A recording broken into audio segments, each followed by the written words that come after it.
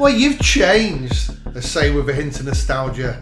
But what they really mean is, you no longer fit in the box I fucking built for you. And when they say, you used to like it, what they're really saying is, your new tastes are ruining my nostalgia, and I wish you hadn't outgrown my preferences. Now go on, get back in that predictability box that I built especially for you.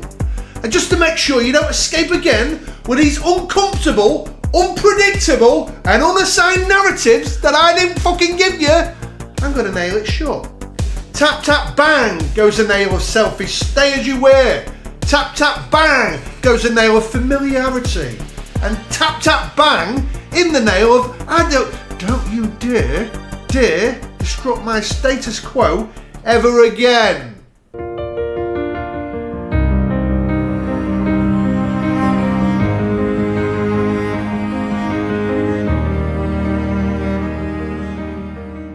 You're right, my name is Daz and welcome to Stories for the Subconscious, where I want to help people to reprogram their subconscious minds so that they can basically reprogram their life for the better.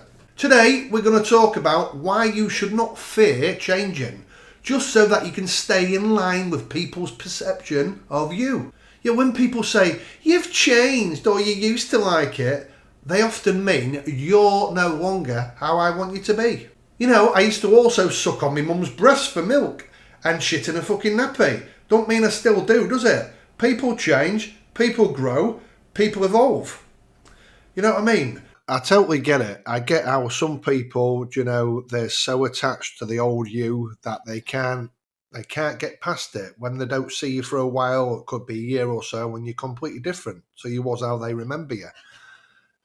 You know, for instance, when I used to see certain friends, I was into, like, at the time I was into, you know, heavy metal music and stuff like that, and always acting an absolute fool when I was drunk, you know, an absolute idiot, blind drunk. I could never remember it, you know, and on the way I offended a lot of people through what I said, being under the influence of alcohol. And a lot of people took offence to that, but a certain group of friends found it really funny and expected me to be this constant clown all the time and always want to get drunk and always act like this. But you know what I mean? I started to get really into spirituality and mindset, and then the listening to heavy music and that lot, it just didn't resonate with me no more. It felt really angry, really, I don't know, I just didn't feel it no more. And then, you know, I didn't want to keep getting absolutely, you know, out of my mind on alcohol just to please others and act an absolute idiot.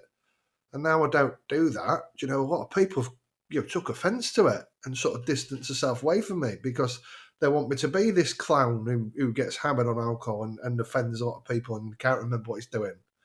Well, I'm sorry, that person's not available no more. So people just don't accept it. You know, you do change and evolve through all your life.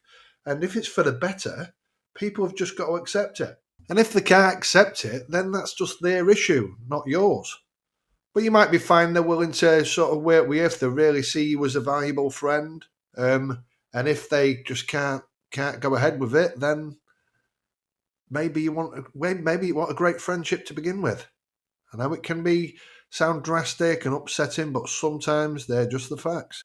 But what I find most interesting is the fact that the people who are going to me that you've changed and, well, you used to like it, have actually changed in a lot of different areas themselves as well. But you know what? That don't bother me, because if I can see that it's improved their life and they've changed for the better, I will fully support them. Because why wouldn't you?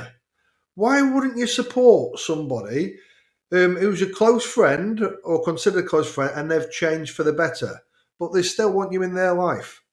A lot of aspects of me have not changed. It's just certain parts what they're still clinging on to. But they've also changed in a lot of different aspects. And what I used to see, you know, my nostalgic sort of feelings around them and how they used to be, that's no longer there. But you know what? I accept it and I embrace it because change is inevitable. And as long as it's for the best, I will fully support them and stand by their side. If it's, you know, obviously not for the best and they've gone right downhill and they're not willing to change to snap out of it, then I will try and stand by them and offer them, the chance to get help and stuff. But it might become too difficult sometimes. Sometimes people change and they do not listen to you, and it's actually changed for the worse. So I think this sort of, sort of boundaries and sort of reasoning around the changes. If it's for the best and people are really improving their life, regardless of whether or not they're still in that sort of nostalgic box what you've put them in, let them get on with it. They're better in their life. Life is all about bettering and not being stuck inside that familiar box, the predictable box. Because if you stay in the predictable box, you stay as the predictable person and nothing changes in your life. And then also the statements about you've changed and you used to like it and, well, how come you don't like it anymore? These phrases reveal a deeper sentiment about expectations and personal evolution. Change is a natural part of life, and yet it can unsettle those who are uncomfortable with a familiar version. Comfortable with a familiar version of us. Personal growth is inevitable, and over time our experiences, the values and perspectives shift. What was once or what did resonate with us may no longer align with our evolving selves. For instance, it's like hobbies and friendships and even career goals that can transform as we mature and grow. Change is a sign of growth and learning and adapting to a new circumstances, which is essential for personal development. So the next time someone says, "You've changed," they might be expressing discomfort with this natural progression of you. Often it's not about the change itself, but it's about the deviation from their expectations of you. People build images of those around them based on past behaviours, shared memories and experiences. And while these images are challenged, it may feel like a betrayal or a loss of control over you. Control and comfort is what people seek in. People seek comfort and predictability, knowing that to expect from someone that provides that sense to them. Provides a sense of security. And when a person changes, it disrupts this predictability. And it can lead to them feeling uncertain. Sayings like, "You used to like it," it can imply, "I knew what you liked and that made me feel in control." The discomfort arises because the changed person no longer fits into their little established framework. Projection of desires as well. These statements often reflect more about the speaker than the person being addressed. They project their desires and expectations onto others, hoping for them to conform to a static version of this self. This projection is rooted in a desire for stability and an aversion to facing their own potential for change.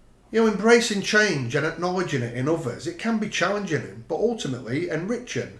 It requires recognising that everyone has the right to evolve and that relationships must adapt accordingly. True connection comes from accepting each other's growth and supporting one another. Through these transitions, and especially if it's positive and helps them evolve. When confronted with, "You've changed," or "You used to like it," it's crucial to approach the conversation with empathy and understanding. That the person might be struggling with a change and feel left behind. Communicate openly about your journey and reassure them of your continued value in their life. I am a bit different, but I'm still there for you.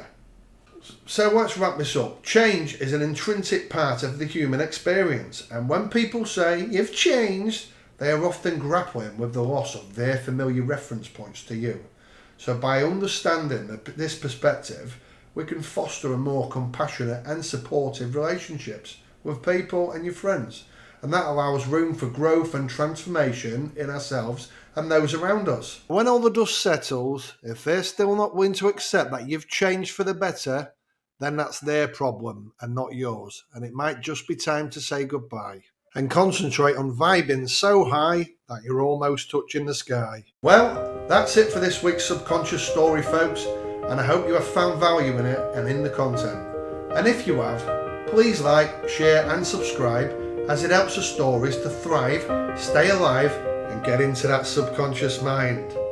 Until next time.